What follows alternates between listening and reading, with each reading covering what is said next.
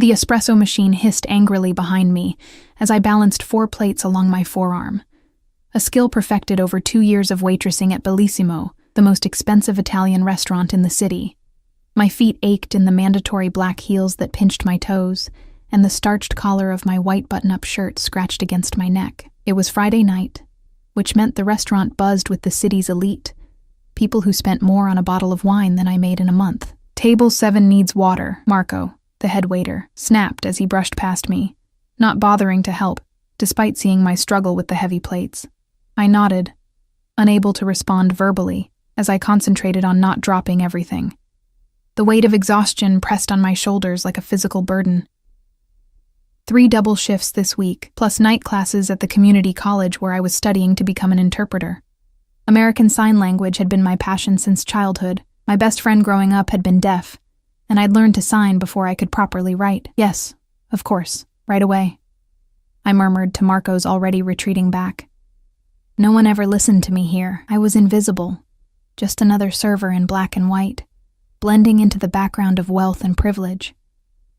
I delivered the plates to table 12, a group of businessmen who barely acknowledged my existence, before grabbing a crystal carafe for table 7. That's when I first noticed them. The private alcove near the back wall, usually reserved for the owner's special guests, was occupied by a small group.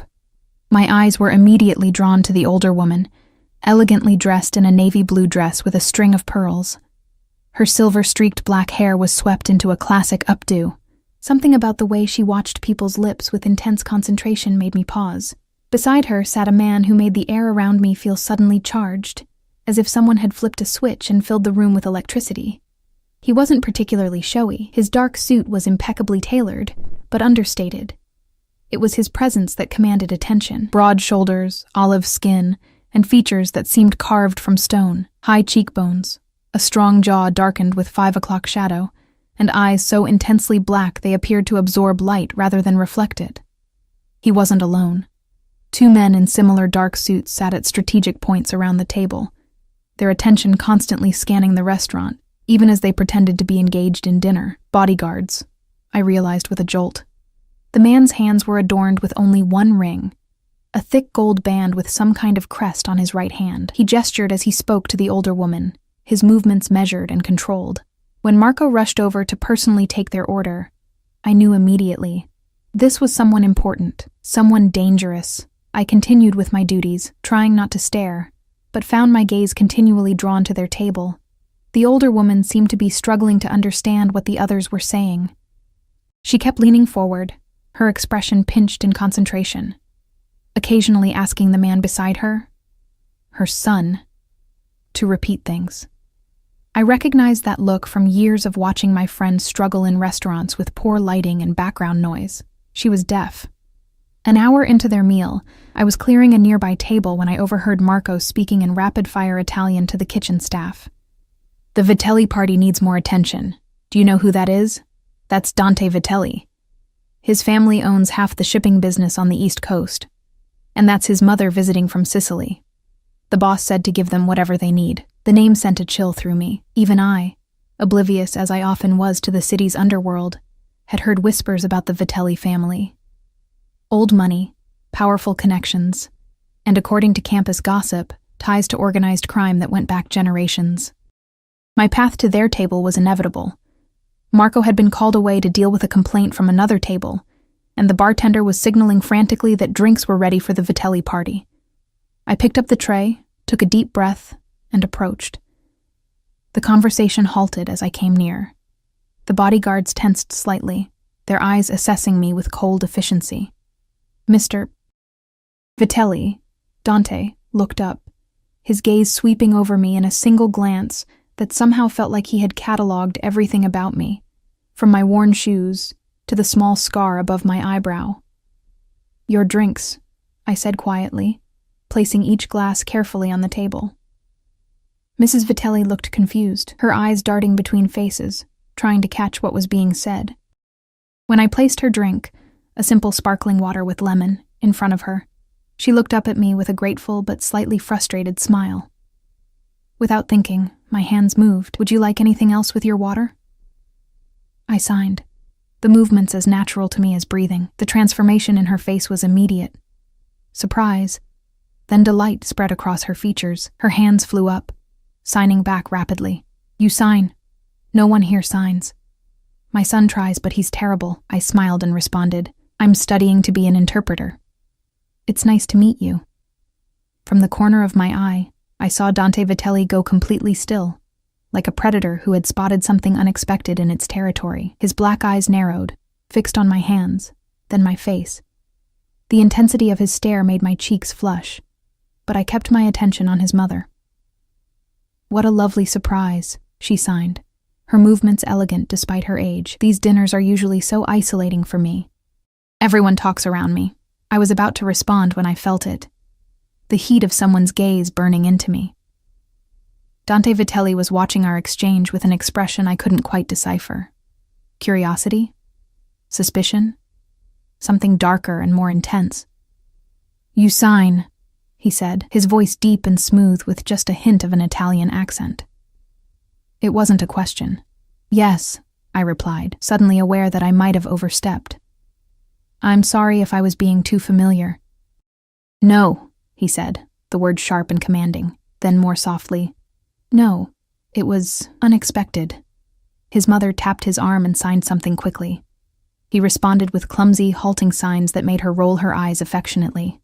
The contrast between his commanding presence and his awkward signing created an odd vulnerability that seemed completely at odds with everything else about him. Mrs. Vitelli turned back to me. "My son works too much to practice properly. He understands more than he can sign." I nodded politely, hyper-aware of Dante's unwavering attention. "I should get back to my other tables," I said aloud, simultaneously signing for Mrs. Vitelli's benefit. "Please let me know if you need anything else." As I turned to leave, I felt a light touch on my wrist. Dante Vitelli's fingers barely made contact with my skin, but I froze as effectively as if he had grabbed me. "Your name," he said, his voice soft but no less commanding. "Elena," I replied, surprised by the slight tremor in my voice. "Elena Russo." Something flickered in his eyes. Recognition? Interest? I couldn't tell. He released my wrist with a slight nod. "Thank you for your kindness to my mother, Elena Russo." The way he said my name, rolling the R slightly, extending the vowels, made it sound like it belonged to him somehow. I managed a small smile before retreating, my heart racing as if I'd narrowly escaped something dangerous. For the rest of their meal, I found excuses to attend their table, signing with Mrs. Vitelli, Sophia, she insisted I call her, about simple things.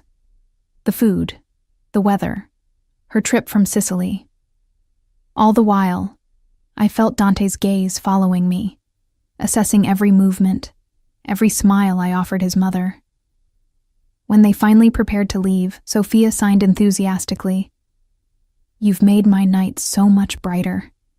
Usually I just watch everyone talk and pretend to understand." "It was my pleasure," I signed back truthfully. Despite the intimidating presence of her son, I had genuinely enjoyed our conversation. As Dante helped his mother stand, he hesitated, then reached into his jacket. The movement made me tense instinctively, but he merely withdrew a business card, placing it on the table next to a stack of bills that would have covered their meal several times over. "My mother comes to the city once a month," he said, his eyes never leaving mine. "It would please her to have someone who could communicate with her properly." It wasn't a request. It wasn't quite a command either. It hung in the air between us, heavy with unspoken meaning. Before I could respond, they were gone, Sophia giving me one last signed thank you as Dante guided her out, flanked by his ever-present guards. One remained behind briefly, sliding the stack of bills and the business card toward me with a meaningful look before following his boss. The card was heavy, expensive cardstock with only a name and number embossed in black. No title, no company name, just Dante Vitelli and a phone number. I slipped it into my pocket, telling myself I would never use it, even as I knew deep down that I was already ensnared in something I didn't understand. That night, I dreamed of black eyes watching me from shadows and hands speaking words I couldn't quite comprehend. The card burned in my pocket for 3 days. I would take it out at night, turning it over in my fingers, tracing the embossed letters of his name. Each time I told myself to throw it away. Each time, I tucked it back into my wallet instead. On the fourth day, my phone rang during my morning shift at the diner where I worked weekends. The number was unfamiliar. Hello? I balanced the phone between my ear and shoulder while refilling salt shakers. Elena Russo. Again, that voice that somehow made my name sound like it belonged to him. Not a question, but a confirmation. My fingers stilled. Mr. Vitelli, you haven't called. There was no accusation in his tone, merely a statement of fact. I hesitated, unsure how to explain my reluctance without sounding rude. I wasn't sure if I should. A pause. In the background, I heard the muffled sounds of an office, phones ringing, voices calling out. My mother is returning to the city this weekend. She asked for you specifically. The way he said it made it clear that Dante Vitelli wasn't accustomed to his mother, or himself, being denied anything they wanted. I'm working Saturday night, I said, the excuse sounding feeble even to my own ears. I'll speak with your manager at Bellissimo. What time is your class on Friday? My blood ran cold. I had never mentioned my class schedule to him or his mother. How did you? I make it my business to know things, Elena. His voice softened slightly. My mother enjoyed your company. She has few pleasures in life since my father's passing. I would consider it a personal favor if you would join us for dinner. A personal favor to Dante Vitelli. The implications hung in the air between us. I thought about the rumors that circulated about his family, the way the staff at Bellissimo had practically tripped over themselves to serve him. The silent, watchful men who never left his side. Just dinner? I asked, immediately regretting how the question sounded. A soft chuckle, rich and warm, completely at odds with the dangerous aura that surrounded him. Just dinner. At Veronese's. 7 o'clock. A car will pick you up at 6:30. Not an invitation, an arrangement. He hadn't even asked for my address, which meant he already knew it. The thought sent a shiver down my spine that wasn't entirely fear. I'll be ready, I said finally. Good. The satisfaction in that single word was almost tangible. Wear something nice. My mother appreciates elegance. The line went dead before I could respond, leaving me staring at my phone, wondering what I'd just agreed to. That evening, I stood in front of my tiny closet in the cramped apartment I shared with 2 other students, facing a crisis. Something nice, in Dante Vitelli's world, probably cost more than my monthly rent. The nicest thing I owned was the black dress I'd worn to my grandmother's funeral 2 years ago. My roommate Jess found me sitting on the floor surrounded by rejected outfits. Hot date? She asked, leaning against the doorframe. Not exactly. I hesitated, then decided a half-truth was safer than explaining I was having dinner with a man who was probably a mafioso.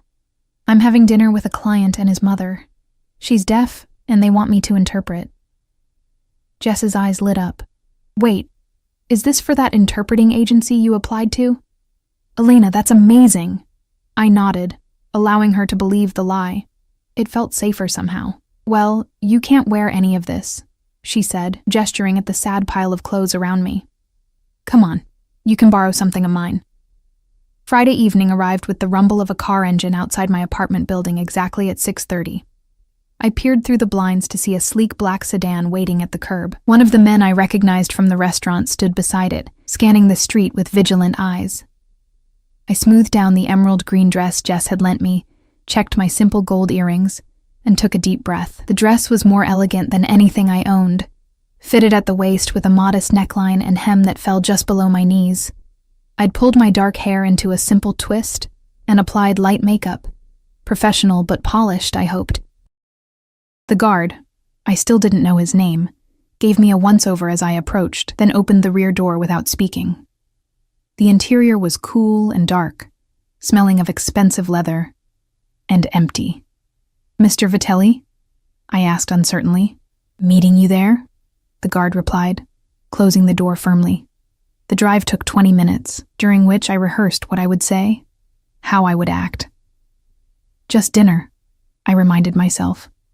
Just an evening interpreting for a sweet older woman who happened to be the mother of a dangerous man. Veronese's was not just expensive, it was exclusive. The kind of place that didn't list prices on the menu because if you had to ask, you couldn't afford it. The kind of place I had only ever walked past, glancing in at the warm lighting and crystal glasses. The guard escorted me inside, where the maitre d' immediately straightened to attention. "Ah, Miss Russo, Mr. Vitelli is expecting you. Please, follow me." We bypassed the main dining room entirely, heading toward a private area in the back. With each step, my nervousness grew. What was I doing here? I was a waitress and part-time student, not someone who dined in places like this with people like them. The private dining room was intimate, with just one table set for 3. Sofia Vitelli was already seated, looking elegant in a deep burgundy dress, her silver-streaked hair arranged artfully. Her face brightened when she saw me. "Elena, you came," she signed enthusiastically. "I was worried you wouldn't." I smiled, genuinely pleased to see her again. "How could I refuse? You look beautiful tonight." Her hands moved gracefully. "This old thing?" Dante insisted I dress up. He's been in a mood all week, fussing over every detail of this dinner. Before I could respond, I felt it again. That peculiar awareness, like electricity humming along my skin. I turned to find Dante Vitelli watching us from the doorway, his expression inscrutable. He had exchanged his business suit for a more casual, but no less immaculate, charcoal gray jacket over a black shirt. No tie. The top button undone. It should have made him look more approachable. Somehow, it didn't. "Elena," he said, my name rolling off his tongue like he was tasting it. "You look lovely." "Thank you," I replied, fighting the urge to fidget under his intense gaze. "Your mother and I were just saying hello." He moved into the room with that controlled grace I remembered, stopping to kiss his mother's cheek before taking the seat across from me. This close, I could smell his cologne, something subtle and expensive, with notes of cedar and spice. "Wine?" he offered, gesturing to the bottle already open on the table. "Just a little, thank you." His hands, I noticed, were beautiful in a masculine way, strong, with long fingers that handled the wine bottle with deliberate care. The gold signet ring gleamed under the soft lighting as he poured. I signed the wine offer to Sofia, who nodded enthusiastically. Dinner progressed with a strange rhythm. I would sign the conversation for Sofia, translating Dante's words, and then my own. Sofia was charming and talkative, asking about my studies, my family, how I had learned to sign. I told her about my childhood friend, about my dreams of becoming a certified interpreter. All the while, Dante watched. He participated in the conversation, certainly, asked questions, commented on the food, told stories about his childhood in Sicily that made Sofia laugh silently, her shoulders shaking with mirth. But beneath it all was that unwavering attention, assessing every gesture, every expression that crossed my face. During the main course, a delicate sea base that probably cost more than I made in a day, Sofia excused herself to the restroom. The moment she was gone, the air between Dante and me seemed to thicken. "You're very good at that," he said, nodding toward my hands. "Signing. Thank you. I've had a lot of practice." He took a sip of his wine, those dark eyes never leaving mine. "You're not what I expected." "What did you expect?" A slight lift of one corner of his mouth. Not quite a smile. "Not you." The simplicity of the statement made my cheeks warm. I shifted in my seat, unsure how to respond. "My mother likes you," he continued. "She says you treat her like a person, not a problem to be managed. That's rare." "She is a person," I replied, a hint of defensiveness creeping into my voice. "A lovely one." Something in his expression softened almost imperceptibly. "Yes, she is." He leaned forward slightly, dropping his voice. "Do you know who I am, Elena?" The question sent a chill through me. Of course I knew. Or at least I had heard the rumors. The Vitelli family's influence extended far beyond legitimate business. But acknowledging that felt dangerous. "You're Sofia's son," I answered carefully. "You own shipping companies." He studied me for a long moment, then chuckled softly. "That's a diplomatic answer." He reached for his wine glass, the movement casual, yet somehow threatening in its deliberateness. "I appreciate discretion. It's an undervalued quality these days." Sofia returned then, saving me from having to respond. She signed enthusiastically about the beautiful bathroom with its fresh flowers and scented soaps. I translated for Dante, grateful for the interruption. The rest of the evening passed pleasantly enough, though I never fully relaxed. When dessert was served, a delicate tiramisu that melted on my tongue, Sophia signed that she was growing tired. "Of course, Mama," Dante replied both aloud and with clumsy signs. "I'll have Antonio bring the car around." As Sophia gathered her things, she took my hands in hers. "This was wonderful. You must come again when I'm in town next month. Maybe you can show me some of the city. It's been years since I've been to the art museum." I smiled, genuinely touched by her enthusiasm. I'd like that. Dante watched our exchange with that same intense focus. When Sophia had donned her wrap and kissed my cheek goodbye, he instructed one of his men to escort her to the car. "I'll see Elena home," he said, in a tone that brooked no argument. Alone with him, the private dining room seemed to shrink, his presence filling every corner. He gestured toward my nearly full wine glass. "Would you like to finish? There's no rush." Against my better judgment, I nodded. "Thank you for tonight. Your mother is delightful. She is my heart," he said simply, the words so at odds with his dangerous demeanor that I blinked in surprise. "Since my father died, she's been adrift. Tonight was the happiest I've seen her in a long time. I'm glad I could help," I said sincerely. He studied me for a moment, then reached into his jacket, extracting a slim envelope which he placed on the table between us. "For your time this evening." I stared at the envelope, a cold feeling spreading through my chest. "You're paying me?" "You provided a service," he replied, his expression unreadable. "Interpreting for my mother." "I didn't come here expecting payment," I said, pushing the envelope back toward him. "I came because your mother asked for me." Something dangerous flickered in his eyes. "You refuse my gift?" The word gift hung between us, loaded with meaning. I sensed I was navigating treacherous waters. "I don't want money for spending an evening with your mother." "It wasn't work. It was a pleasure." For a long moment, he said nothing, merely watched me with those unfathomable dark eyes. Then, slowly, he returned the envelope to his jacket. "As you wish." He finished his wine in a single swallow, then stood. "Come, I'll take you home." Outside, a different car waited, smaller, more discreet, with no driver in sight.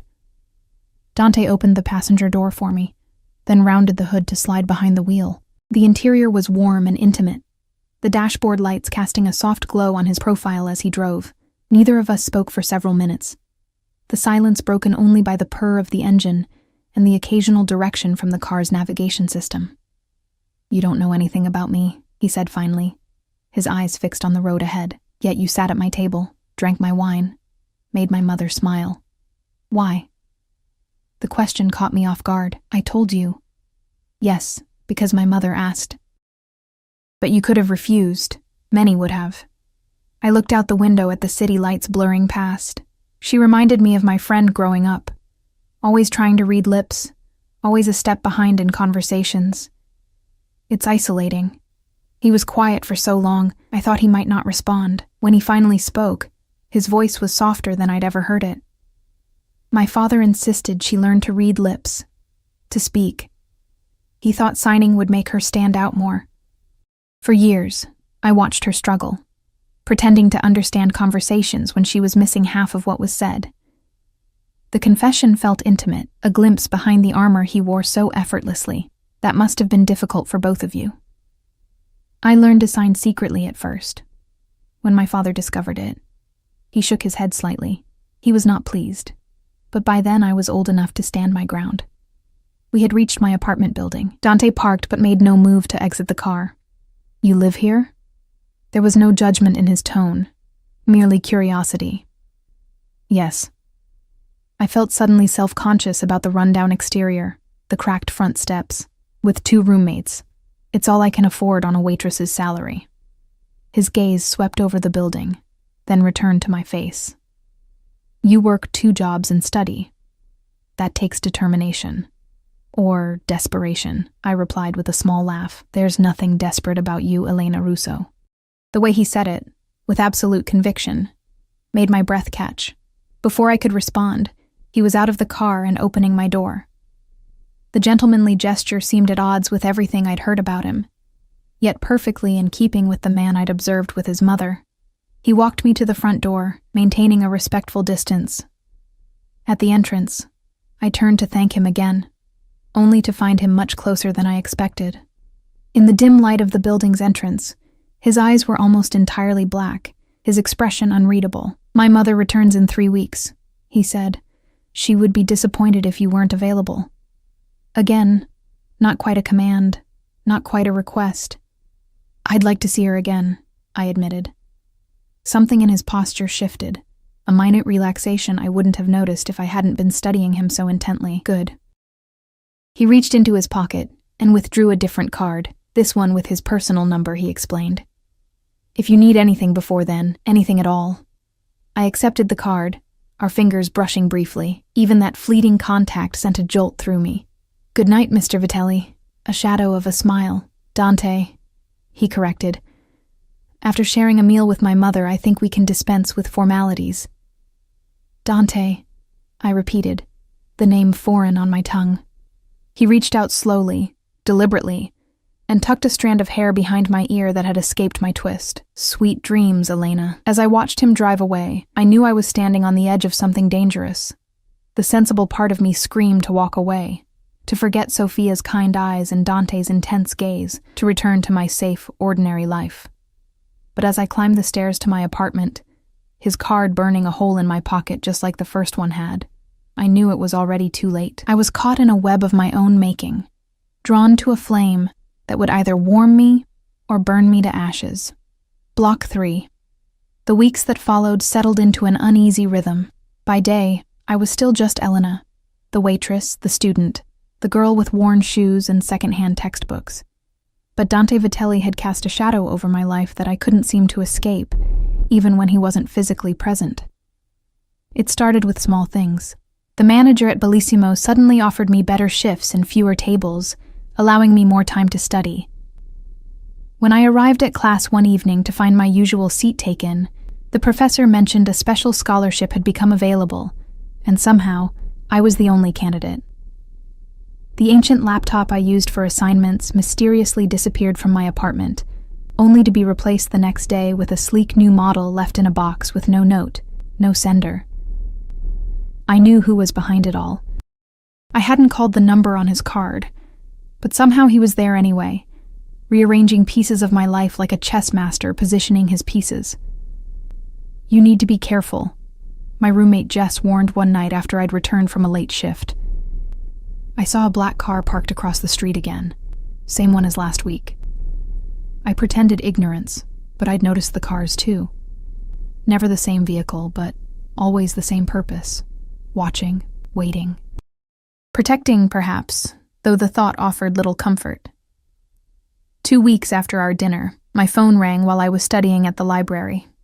His name flashed on the screen, a number I hadn't programmed in myself. "Hello, Dante," I answered, stepping outside to take the call. "Elena." A pause, the sound of papers shuffling. "My mother has decided to come to the city earlier than planned. She arrives tomorrow." The abruptness of his announcement threw me. "Oh, I see. She's expressed interest in visiting the Museum of Modern Art. I've arranged for tickets at 11. I'll send a car." Again, not asking, telling. A small rebellion sparked inside me. "I have class tomorrow morning." "No, you don't." His tone was matter-of-fact. "Professor Winters has canceled due to a family emergency." The rebellion flared hotter. "Did you arrange that too?" A soft chuckle, warm and dangerous. "Contrary to what you might think, Elena, I don't control everything. Sometimes coincidences are just coincidences." I wasn't sure I believed him, but arguing seemed pointless. "Fine. 11 o'clock. Wear comfortable shoes. My mother tends to be thorough in museums." The line went dead before I could respond, a habit of his I was beginning to find irritating despite myself. True to his word, Professor Winters emailed that evening to cancel class. I tried not to read too much into the coincidence, but doubt lingered. Just how far did Dante Vitelli's influence extend? The next morning, a different car arrived, a more discreet sedan with tinted windows. The driver was new, a silent man who merely nodded when I approached. He drove me to a private entrance of the museum where Dante waited, looking casually elegant in dark jeans and a charcoal sweater that made his olive skin glow. Sophia stood beside him, her face lighting up when she saw me. "Elena, I hope this wasn't too much trouble," she signed immediately. I told Dante it was short notice, but he insisted you wouldn't mind. I shot him a look that he received with an impassive expression before replying to Sophia, "Not at all. I love this museum." For the next 3 hours, we wandered through exhibitions, my hands flying as I translated the placards and Sophia's excited comments. Dante remained mostly silent, his attention divided between his mother's enjoyment and watching me. Occasionally, he would contribute an observation about a particular piece, revealing a surprisingly sophisticated knowledge of art. During a break, when Sophia visited the restroom, I found myself alone with him in front of a massive abstract canvas. "You don't approve of my methods," he said, his eyes fixed on the painting. I hesitated, unsure how to navigate this conversation safely. "I don't like feeling managed." He turned to face me fully, his gaze intense. "I assure you, Elena, if I were managing you, you would be far more comfortable than you are now. The scholarship," I said, "the laptop, the shifts at Bellissimo, those weren't coincidences." Something like respect flickered in his eyes. "You notice things. That's good." "Please stop," I said, keeping my voice level despite my racing heart. "I appreciate your generosity, but I've worked for everything in my life. I need to keep doing that." He studied me for a long moment, his expression unreadable, even when it's unnecessarily difficult. "Especially then. It's my life, Dante. My struggles make me who I am." He took a step closer, close enough that I could smell his cologne, feel the heat radiating from his body. "And who are you, Elena Russo?" The question hung between us, loaded with meanings I couldn't fully decipher.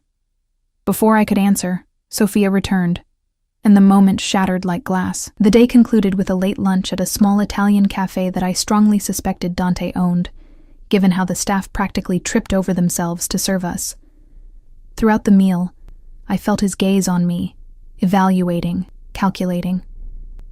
Whatever test I was unwittingly taking, I couldn't tell if I was passing or failing. When Sophia mentioned feeling tired, Dante immediately arranged for her to be taken back to his penthouse to rest. I expected to be dismissed as well, but to my surprise, he invited me to walk with him through the nearby park. "I've asked my people to respect your wishes," he said as we strolled along a tree-lined path. "No more unsolicited assistance, thank you," I replied, genuinely surprised by his concession. "However," he continued, "I would ask that you permit me one indulgence." I glanced at him warily. "What kind of indulgence?" He reached into his jacket and withdrew a small box, offering it to me. "A gift. For my mother's sake, if not for mine." I hesitated before taking it, feeling as though I were accepting far more than whatever lay inside. The box was navy velvet, hinged at the back. When I opened it, I found a delicate gold bracelet with a small charm, hands forming the ASL sign for friend. "Dante," I breathed, genuinely touched by the thoughtfulness of the gift. "My mother chose it," he said, though something in his expression made me doubt this was entirely true. "She considers you a friend. In our family, we take care of our friends." The warning beneath the statement was clear, though whether it was a promise of protection or a subtle threat, I couldn't be sure. "It's beautiful," I said honestly, "but I can't accept—" "You can," he interrupted, his tone brooking no argument. "And you will." Before I could protest further, he took the bracelet from the box and fastened it around my wrist, his fingers lingering against my pulse point. The contact sent a shiver through me that had nothing to do with fear. "There," he said, satisfaction evident in his voice. "Now you carry a piece of us with you." The possessiveness in his words should have alarmed me. Instead, I found myself strangely moved by the gesture, by the weight of the gold against my skin. "Thank you." We continued walking, a strange tension settling between us.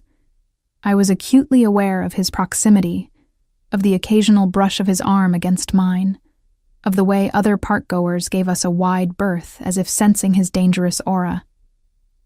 "Tell me about your dreams, Elena," he said suddenly, beyond interpreting. "What do you want from life?" The question caught me off guard. Security, I suppose. Enough money to stop worrying about rent and bills. Maybe travel someday. He nodded, his expression thoughtful. "Simple pleasures. Admirable. What about you?" I dared to ask. "What does Dante Vitelli dream about?" A shadow crossed his face. "I stopped dreaming a long time ago. I have responsibilities, obligations." "To your family business," I said carefully. His dark eyes found mine. "Yes, to the family business." The way he emphasized the words left little doubt about what that business entailed. We had reached a secluded area of the park, a small stone bridge arching over a stream. Dante stopped, leaning against the railing. "You're afraid of me," he stated, watching me closely. I considered lying, but knew he would see through it. "Sometimes. Yet you're here." "Yes." "Why?" The question hung between us, demanding an honesty I wasn't sure I was ready to give. "I don't know," I admitted finally. "Maybe I'm just curious." A smile, small but genuine, curved his lips. "Curiosity can be dangerous, Elena. So can many worthwhile things," I countered. He laughed then, the sound rich and unexpected, transforming his face from something dangerous to something almost boyish. It was gone as quickly as it appeared, but it left me breathless nonetheless. "You continue to surprise me," he said, reaching out to tuck a strand of hair behind my ear, a gesture becoming familiar between us. The moment was shattered by the ring of his phone. His expression darkened as he checked the screen. "I need to take this." He stepped away, his posture stiffening as he answered. I couldn't hear the conversation, but the change in him was immediate and chilling. Gone was the man who laughed on a bridge, replaced by someone harder, colder. When he returned, his face was a mask of controlled fury. "I need to go. Business requires my attention." The word business felt loaded with ominous meaning. I nodded, trying to hide my disappointment. "Of course. Antonio will see you home." He gestured to a black SUV that had appeared at the park entrance, a suited man waiting beside it. Before I could respond, Dante stepped closer, his hand coming up to cradle my cheek. The gesture was so unexpected, so intimate, that I froze. "Lock your doors tonight, Elena. Don't go out alone." Fear trickled down my spine at his warning. "Why? What's happening?" His thumb brushed my cheekbone, a fleeting caress at odds with the hardness in his eyes. "Nothing that concerns you, just a precaution." He left me there on the bridge, striding away with purpose in every line of his body. Antonio materialized at my side within moments, silently escorting me to the waiting vehicle.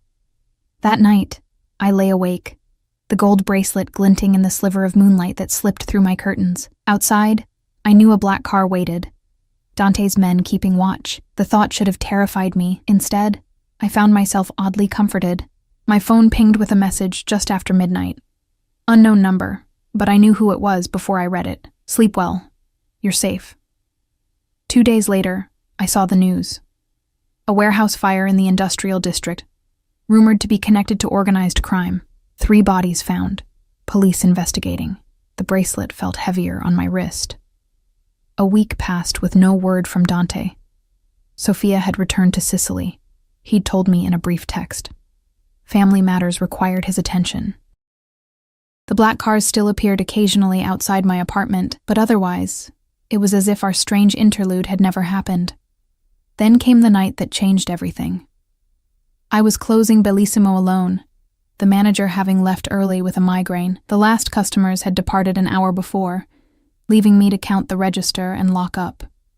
Rain pounded against the windows, the October night unseasonably cold. The bell above the door jingled as I was wiping down the last table.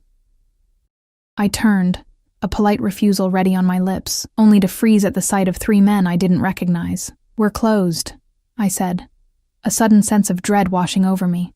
The tallest one, a blond man with cold blue eyes, smiled without warmth. "We're not here to eat, sweetheart. We're looking for Vitelli." I took a step back, my hand instinctively going to the bracelet on my wrist. "I don't know who that is." "Don't insult my intelligence," he replied, his accent distinctly Eastern European. "We've been watching you, the museum, the park." He gestured to his companions, who were now moving to block the exits. "Vitelli's new toy." "I'm just a waitress," I insisted, my eyes darting around for a weapon, an escape route. The man laughed, the sound chilling. "A waitress who wears his mark," he nodded toward my bracelet. "Tell us where to find him, and this doesn't have to get unpleasant." My heart hammered in my chest as the men advanced, their intentions clear in their cold eyes and predatory movements. In that moment, I realized just how deep I had fallen into Dante's world, and how unprepared I was for its dangers. "I don't know where he is," I said, trying to keep my voice steady. "We're not... I barely know him." The blonde man clicked his tongue disapprovingly. Now, don't lie to us. Vitelli doesn't let just anyone spend time with his precious mother." I backed away slowly, my mind racing. My phone was in my purse behind the counter. If I could just reach it. "Stay where you are," the man ordered, as if reading my thoughts. He nodded to one of his companions who moved toward the counter. "Check her bag." The second man, shorter with a jagged scar across his jaw, rifled through my purse, emptying its contents onto the counter. When my phone clattered out, he snatched it up, smirking. "Looking for this?" "Please," I said, hating the tremor in my voice. "I'm just a waitress. I interpreted for his mother once, that's all." The blonde man approached me slowly, circling like a predator. "Interesting. Vitelli has men watching your apartment. He buys you expensive gifts." He reached out suddenly, grabbing my wrist and yanking it up to examine the bracelet. "He doesn't do that for just a waitress." I winced at his grip, but refused to cry out. "I don't know what you want from me. It's simple," he replied, his face uncomfortably close to mine. "You're going to call Vitelli. Tell him you're in trouble. When he comes rushing to save his little interpreter." He dragged a finger across his throat in a universal gesture. Cold fear washed over me. They wanted to use me as bait, to kill Dante. "He won't come," I said desperately. "I'm nothing to him." The man's grip tightened painfully on my wrist. "We'll see." He nodded to the third man, who had remained silent by the door. "Secure the back entrance. Make sure we're not interrupted." As the third man moved away, the blonde attacker pulled out a knife, the blade glinting under the restaurant's dim lights. "Now, let's motivate you to be convincing when you make that call." Time seemed to slow. I could see the path before me. They would hurt me, use me to lure Dante, kill him if he came. I would be collateral damage, a footnote in their power struggle. In that crystalline moment of fear, I made a choice. I slammed my forehead into the bridge of his nose with all my strength. Pain exploded across my skull, but the shock of the impact made him release my wrist. Blood spurted from his nose as he stumbled backward, cursing in what sounded like Russian. I didn't wait to see more. I bolted for the kitchen. "Get her!" he roared, his voice thick with pain and rage. I burst through the swinging doors, hearing heavy footsteps behind me. The kitchen was dark, lit only by the dim safety lights above the exits. I grabbed the first weapon I could find, a heavy cast-iron pan hanging from the rack, and swung blindly as a shadow loomed in the doorway. Metal connected with flesh with a sickening thud. The scarred man crumpled to the floor with a groan. I didn't stop to check if he was conscious, just ran for the back door. It was locked. The third man must have been outside, securing it as ordered. Panicked, I turned, searching for another exit. The walk-in freezer? No, I'd be trapped. The service elevator? Too slow. The windows above the prep station were small, but they might be big enough. I climbed onto the counter, using a shelf for leverage, and pushed at the glass. It was stuck, painted shut years ago. Behind me I could hear the blonde man shouting orders, the sound of the scarred man staggering to his feet. Desperate, I slammed the pan against the window. The glass shattered outward, rain and cold air rushing in. I cleared the edges quickly and hoisted myself up, ignoring the glass shards cutting into my palms. I was halfway through when a hand clamped around my ankle, yanking me back. I kicked blindly, connecting with something solid. The grip loosened just enough for me to wrench free, tumbling out the window into the alley below. The fall was short but jarring. knocking the breath from my lungs. Rain soaked me instantly as I scrambled to my feet, ignoring the pain radiating from my palms and knees. Behind me, I could hear shouting, the sound of more glass breaking. I ran. The alley opened onto a side street, deserted in the downpour. I sprinted across it, ducking into another narrow passage between buildings. My lungs burned, my wet clothes weighing me down. I had no plan, no destination, just the desperate need to put distance between myself and my pursuers. A car engine roared to life somewhere behind me. Headlights swept the alley I had just left. They were mobile now, hunting. I pressed myself against a wall, trying to make myself invisible in the shadows. The gold bracelet. It felt like a beacon on my wrist, a target marking me as Dante's. As I ran, I tried to unfasten it, but my wet, bloodied fingers slipped on the clasp. In frustration, I left it, focusing instead on escape. I didn't know these streets well enough in the dark and rain. Each turn felt like a gamble. Each moment I expected headlights to find me or rough hands to grab me from the shadows. I needed help, but my phone was gone, and I knew no one in this neighborhood, except Dante's card, his personal number. I had memorized it, though I'd never used it, but I needed a phone. As I ran, I scanned the street for options, a late-night store, an open restaurant, even a payphone if such things still existed. There, a 24-hour convenience store, its fluorescent lights a beacon in the darkness. I staggered toward it, aware of how I must look, soaked, bloodied, wild-eyed with fear. The clerk looked up in alarm as I burst through the door, water streaming from my clothes. "Please," I gasped. "I need to use a phone. Emergency." Whether it was the desperation in my voice or the blood on my hands, the young man didn't argue, just pushed the store phone across the counter. My fingers trembled as I dialed, leaving smears of blood on the keypad. 1 ring, 2. I glanced nervously at the windows, expecting to see the blonde man's car pulling up at any moment. Elena. His voice, when it finally came, was alert despite the hour, as if he'd been waiting for my call. "Dante," I choked out, relief making my knees weak. "There are men. They were waiting at the restaurant. They're looking for you. They tried to—" I broke off, a sob catching in my throat. "Where are you?" The softness was gone, replaced with cold, deadly focus. I looked to the clerk. "Where is this place?" "Corner of Maple and 23rd, he supplied, watching me with growing concern. I repeated the address to Dante. "Are you hurt?" he demanded. "Just cuts. I'm okay." A lie, but the truth felt too complicated to explain. "They're looking for me. They had a car." "Stay inside, away from windows. I'm coming." The line went dead. I sagged against the counter, adrenaline ebbing to leave me shaking and nauseated. The clerk, to his credit, didn't ask questions, just offered me a bottle of water and a handful of napkins for my bleeding hands. "Should I call the police?" he asked uncertainly. The question jolted me. The police. The logical answer was yes, of course. I'd been attacked, threatened, but instinct told me this was beyond what police could handle. The men who attacked me had known about Dante. About me. This was a different world with different rules.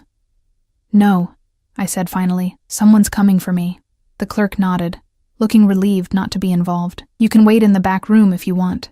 It's more private." I accepted his offer gratefully, retreating to the small storage area with its single folding chair and harsh overhead light. As I sat, the full weight of what had happened, what I had done, crashed over me.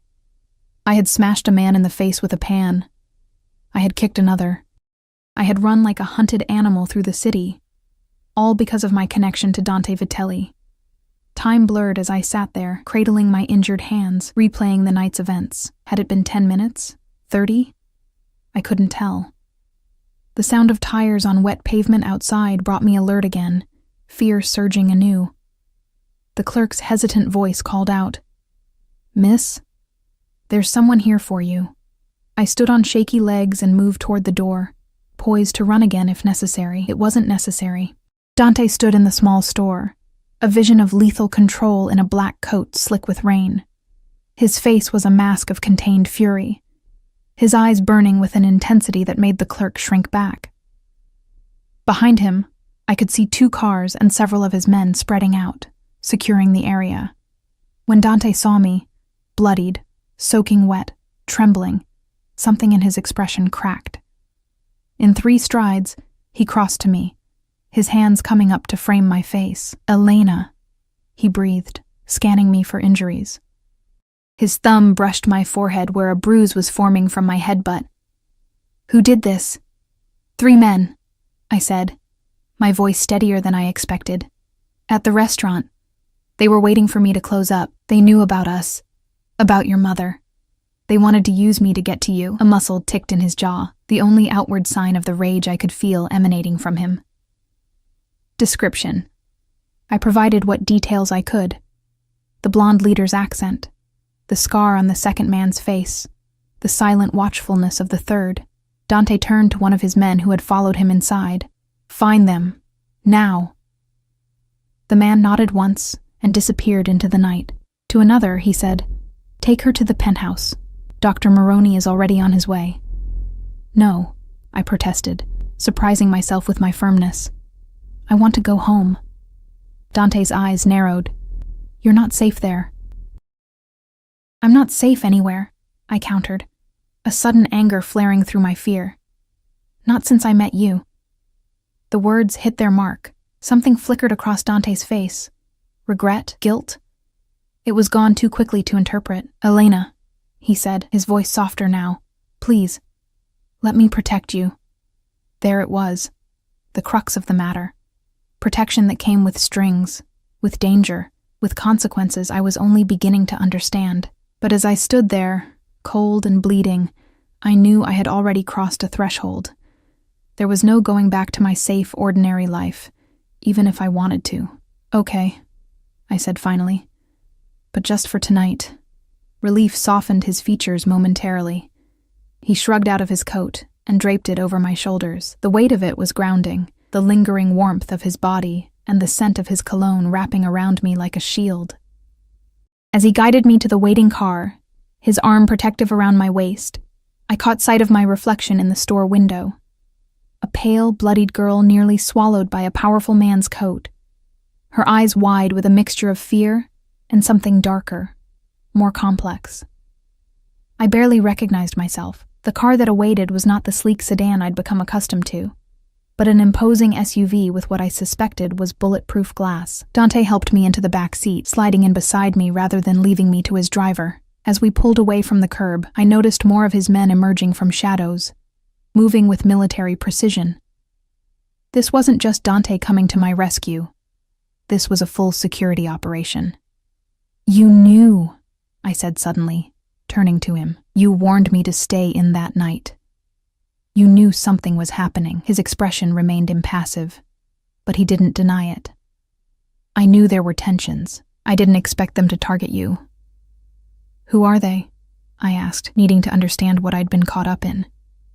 Dante was silent for a long moment, as if weighing how much to tell me. Finally he said, "The Bratva, Russian organization. They've been trying to move into our territory for months." Our territory. The casual possessiveness of the phrase sent a shiver through me that had nothing to do with my wet clothes. "Why me?" I whispered. "I'm nobody." Dante's hand found mine, careful of my cuts. "You were seen with me, with my mother. In my world, that makes you someone." His fingers tightened slightly. "I'm sorry, Elena. I never meant for you to be drawn into this." I looked down at our joined hands, at the gold bracelet still circling my wrist despite everything. "What happens now?" "Now," he said, his voice taking on that deadly calm I was beginning to recognize as his most dangerous mood. "I ensure this never happens again." I didn't ask how. Some questions were better left unasked. The rest of the journey passed in silence, my body gradually relaxing against the leather seat as exhaustion replaced adrenaline. At some point, my head came to rest against Dante's shoulder. He didn't move away, just adjusted slightly to make me more comfortable. As we drove through the rain-slick streets toward whatever sanctuary awaited, I realized with a clarity that should have terrified me, I was crossing a boundary, entering Dante Vitelli's world fully. What that meant, for my safety, my future, my very self, I couldn't yet say. but the gold bracelet on my wrist caught the passing streetlights, glinting like a promise, or a warning. Dante's penthouse occupied the top 2 floors of a sleek high-rise overlooking the river. Even in my exhausted, shell-shocked state, I couldn't help but notice the understated luxury. The soaring windows, the rich textures, the perfect balance of modern design and old-world craftsmanship. It felt both intimidating and strangely familiar, as if I'd imagined this space long before I entered it. A distinguished older man awaited us, Dr. Maroney, I presumed. He attended to my injuries with efficient care, cleaning and bandaging the cuts on my hands, examining the bruise on my forehead. Throughout his ministrations, Dante never left my side, his dark eyes tracking every wince, every hitched breath. "She'll be fine," the doctor assured him in a heavy Italian accent. "The cuts are superficial, no concussion. Just make sure she rests." After the doctor left, Dante led me to a guest suite that was larger than my entire apartment. "There are clothes in the closet," he said. "They should fit well enough. Sleep as long as you need to." I glanced down at my still damp dress, now stained with blood and dirt. "Thank you." He hesitated at the door, his expression unusually uncertain. "Elena?" He seemed to struggle with what to say next. Finally, he simply nodded. "Good night. You're safe here." As the door closed behind him, I stood in the center of the luxurious room, feeling strangely hollow. The adrenaline had completely faded now, leaving me empty and cold. I stripped off my ruined clothes and stepped into the shower, letting scalding water wash away the physical remnants of the night's horrors. But the feeling of being hunted, of hands grabbing at me in the dark, that wouldn't rinse away so easily. I found silk pajamas in the closet. As promised, they were new, tags still attached, but somehow exactly my size. I tried not to think about what that implied about Dante's knowledge of my body, his preparation for this moment. Had he expected I would end up here eventually? The thought should have disturbed me more than it did. Despite my exhaustion, sleep eluded me. Every time I closed my eyes, I saw the blonde man's cold smile, felt the window glass cutting into my palms. Around 3 a.m, I gave up and ventured out of the room. The penthouse was silent and dimly lit. I padded through the main living area, my bare feet silent on the plush carpet, drawn to the floor-to-ceiling windows and the panoramic view of the city lights. From this height, everything looked peaceful, orderly, so different from the chaotic, dangerous streets I had fled through hours earlier. "You should be resting." I turned to find Dante watching me from the doorway to what appeared to be a home office. He had discarded his jacket and tie, his white shirt unbuttoned at the collar, sleeves rolled to expose strong forearms. A tumbler of amber liquid dangled from his fingers.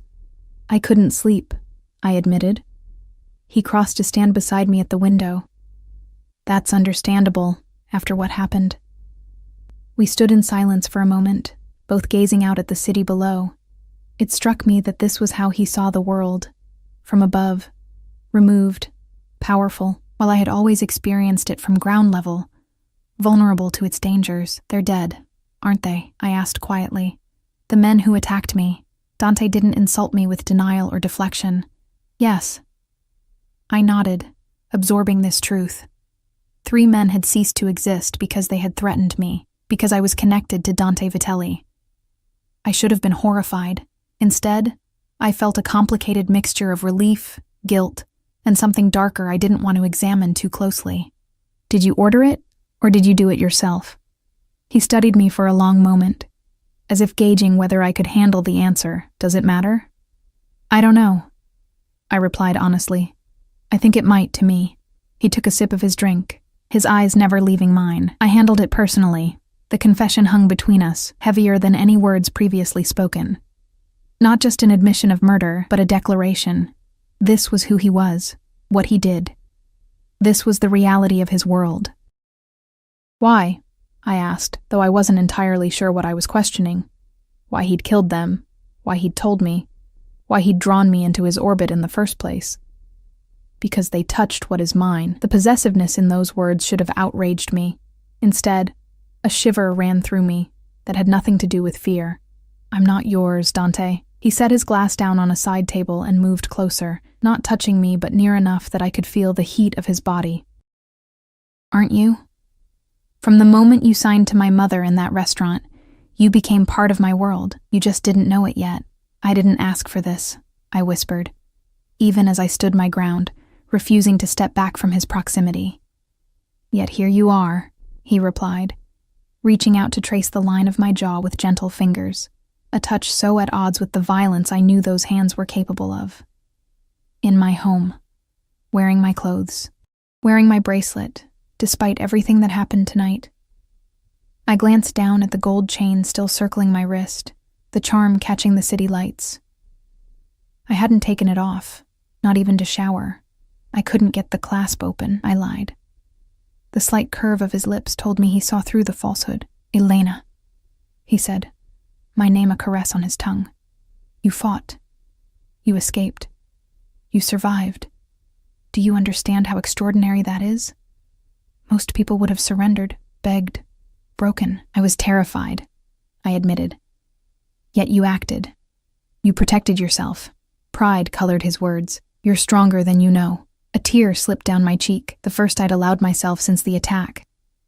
Dante caught it with his thumb, his touch impossibly gentle for a man I knew had killed without hesitation hours earlier. Why me? I asked, the question that had been haunting me since that first night at the restaurant. Of all the people in the world, why did you let me in? His dark eyes searched mine. Because you saw my mother, truly saw her, when everyone else looked past her. Because you weren't afraid to touch my world, even knowing what I am. His hand moved to cup my cheek. Because when you look at me, Elena, I see myself reflected as a man, not a monster. The raw honesty in his words took my breath away. I had crossed a threshold tonight, not just in the physical act of entering his home, but in my understanding of who Dante Vitelli was and what he meant to me. He was dangerous, violent, controlling. He was also protective, loyal, capable of tenderness I suspected few ever witnessed. What happens now? I asked, echoing my question from the car. He brushed a strand of hair behind my ear, his fingers lingering against my skin. That depends on you. On me? I gave a short, incredulous laugh. Nothing has been my choice since I met you. Everything has been your choice, he countered. I never forced you to dine with us, to spend time with my mother. I never forced you into my car, into my home. I removed obstacles, created opportunities, but the choice to walk through those doors was always yours. I wanted to argue, but the truth of his words stopped me. I had chosen this path, step by step. Even tonight, when he'd offered the security of his home, I could have refused. I hadn't. And now? I asked, my voice barely above a whisper. What choice are you offering me now? His gaze intensified. Stay. Not just tonight. Be part of my world, Elena. Let me protect you, provide for you. Finish your studies. Become the interpreter you dream of being. Be the bridge between my mother and the world she struggles to hear. He paused, something vulnerable flickering behind his eyes. Be the bridge between me and a life I'd forgotten was possible. The offer hung in the air between us, breathtaking in its scope and implications. Not just safety or luxury, though both were certainly included, but purpose, belonging, connection. And if I say no? I asked, needing to know the boundaries of this choice. Then I will have a car take you home in the morning, he said simply. I will ensure your safety from a distance. You will never see me again, unless you wish to. I studied his face, searching for deception and finding none. You would let me go that easily? There would be nothing easy about it, he admitted, his voice rough with emotion I'd never heard from him before. But yes, I would respect your decision. I believed him, I realized with surprise. Despite everything, despite the violence and control that defined his existence, Dante Vitelli would honor my choice. The realization was a gift I hadn't expected. I need time, I said finally. To think. To be sure. He nodded, a flash of disappointment crossing his features before his usual composure returned. Of course. He stepped back, creating distance between us. Try to rest. We can talk more in the morning. As he turned to leave, I found myself reaching for him, my bandaged hand catching his. Dante. He went still, his eyes questioning as they met mine. Thank you, I said softly. for coming when I called, for understanding that I need time. Something in his expression softened. He raised my injured hand to his lips, pressing a gentle kiss to the bandages. Sempre, Elena, always. The simple promise, delivered in his native tongue, settled into my chest like a vow. I watched him retreat to his office, the door closing quietly behind him, before returning to the guest room. Sleep came easier this time, deep and dreamless. When I woke, sunlight streamed through windows I'd forgotten to close. For a disorienting moment, I didn't know where I was. Then, the previous night's events crashed back, the attack, the escape, Dante. I found clothes laid out for me, simple jeans and a sweater that, like the pajamas, fit perfectly. After dressing and attempting to tame my tangled hair, I followed the scent of coffee to the kitchen. Sofia Vitelli sat at the island counter, her silver-streaked hair loose around her shoulders, hands cradling a mug of coffee. She looked up as I entered, her face lighting with a smile. "Elena," she signed immediately. "Dante told me what happened. I came as soon as I could. Are you all right?" I moved closer, signing back. "I'm okay. Just some cuts and bruises." She reached for my bandaged hands, examining them with motherly concern. "Those animals," she signed, her expression fierce. "Dante said they've been dealt with." The casual reference to what I knew meant murder should have disturbed me more than it did. Instead, I simply nodded. "Sit," she instructed, pushing a mug of coffee toward me. "Dante had to go out, but he'll be back soon." I took the offered seat, wrapping my hands around the warm mug. "You came back from Sicily just for this?" She gave me a look that managed to be both affectionate and exasperated. "Of course. You're family now." The simple declaration stunned me. Family. Not because I had agreed to Dante's proposal, but simply because I was. In Sofia's eyes, at least, I had already been accepted. "I don't know if I can be part of this world." I signed honestly. "It's so different from everything I know." Sofia's expression grew thoughtful. "When I met Dante's father, I was a seamstress in a small village. I knew nothing of his business, his power. I only knew that when I was with him, I felt both terrified and more alive than I'd ever been." Her hands moved gracefully, painting the picture of her past. "I chose that life, knowing it would never be simple or entirely safe, but it was worth it to me." "Were you ever sorry?" I asked. Her smile turned wistful. "Sometimes. When Dante was small, and I worried for his future, when I saw the weight of responsibility crushing the joy from my husband's eyes." She reached for my hand. "But no, Elena. I was never sorry for choosing love, even when it came wrapped in danger." Love. The word lingered between us, unspoken but impossible to ignore. Was that what this was? This pull toward a man whose world terrified and fascinated me in equal measure? "He's different with you," Sofia continued, gentler. "I haven't seen him look at anyone the way he looks at you since he was a boy." I didn't know how to respond to that. Instead, I asked, "How did you do it? Live in this world without losing yourself?" Sofia squeezed my hand. "You create boundaries, carve out spaces that are just yours. And you find strength in loving someone who would burn the world to keep you safe." The conversation lingered in my mind as Sofia prepared breakfast, teaching me the signs for various Italian dishes as she worked.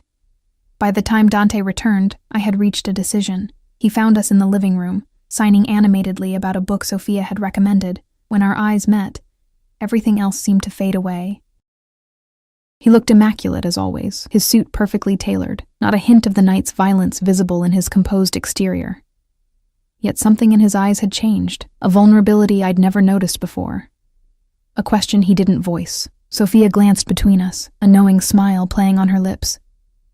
"I think I'll rest in my room for a while," she signed, pressing a kiss to my cheek, and then Dante's before tactfully leaving us alone. "You slept well?"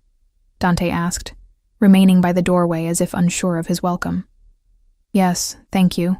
I stood, closing some of the distance between us. "Your mother came back from Sicily."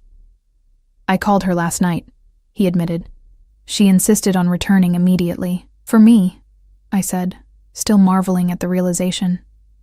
"For you," he confirmed. "She cares for you deeply." I took a deep breath. gathering my courage. "I've been thinking about your offer." His expression remained carefully neutral, though I saw the tension in his shoulders. "And?" "I have conditions," I said, surprised by my own boldness. "If I stay." Something like hope flickered in his dark eyes. "Name them." "I finish my degree. I work as an interpreter, a real job, not just for your mother. I keep my apartment, at least for now." I paused, then added the most important part. "And you never lied to me about any of it. Your business, the dangers, what you've done. I need to know exactly what I'm choosing." Dante studied me for a long moment, weighing my demands. Then he closed the distance between us, stopping just short of touching me. "You drive a hard bargain, Elena Russo." "Do we have a deal?" I asked, my heart pounding.